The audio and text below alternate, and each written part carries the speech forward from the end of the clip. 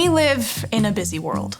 Going to school, going to work, spending time with family and friends, finding time to just have fun. The more we juggle, the harder it can be to slow down and rest. We tell ourselves we can get through whatever life throws at us, but the truth is, rest is something all of us need. And Jesus showed us some of the best ways we can find it.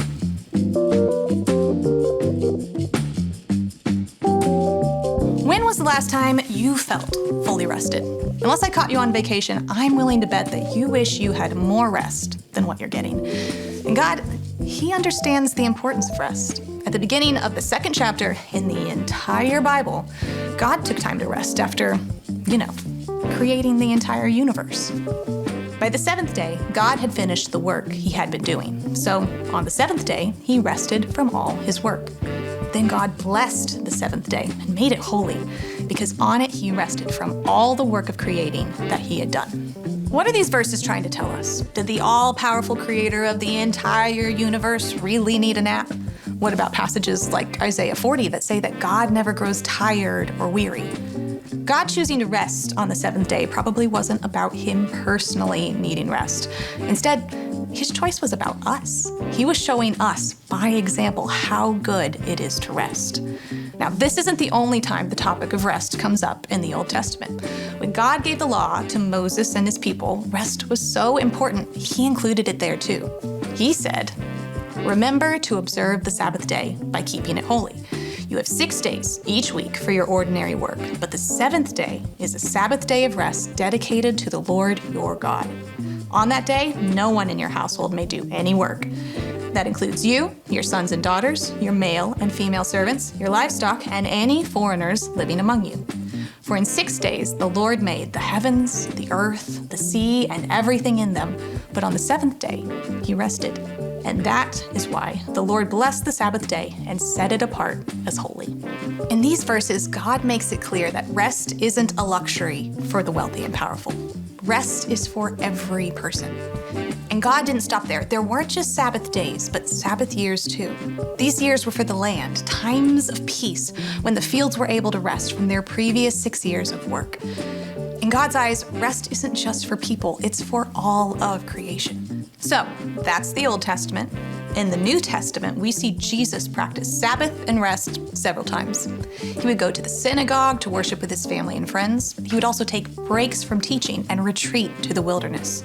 It was there that He was able to rest and recuperate and spend the time He needed with His Father so He could continue His work on earth. So what does it look like for us to practice rest today in the middle of our busy lives? And how can rest actually bring us closer to Jesus?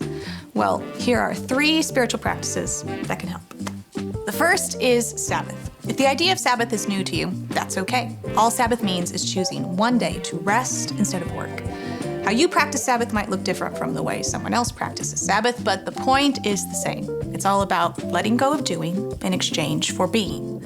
By spending time with God and the people you love and taking part in restful activities like going on a walk, enjoying a hobby, or having a conversation with a friend, you'll find yourself increasingly free from the busyness that rules our lives and better able to appreciate the good things that God's given you.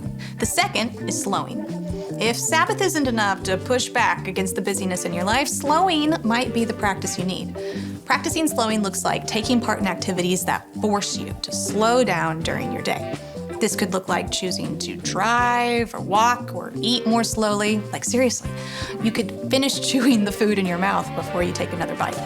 Or it can look like placing buffers of time throughout your day so you're never rushing from one thing to the next. Jesus lived His life at a slow pace. We never see Him hurry or rush. When we live life at His speed, we'll find ourselves better able to connect with Him throughout our days. The last practice is silence and solitude. During Jesus' time on earth, He would spend time by Himself so He could connect with His Father, and we can do the same thing. This looks like taking a break from everyday life, but instead of filling up your time off with things to do or people to see, you spend your time by yourself with God.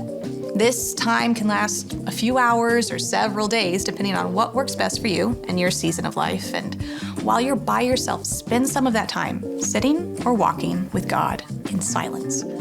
Freeing yourself from the distractions of chaos and noise will bring you rest and make you more attentive to the voice of Jesus. God cares about our well-being, and a big part of that well-being is getting enough rest.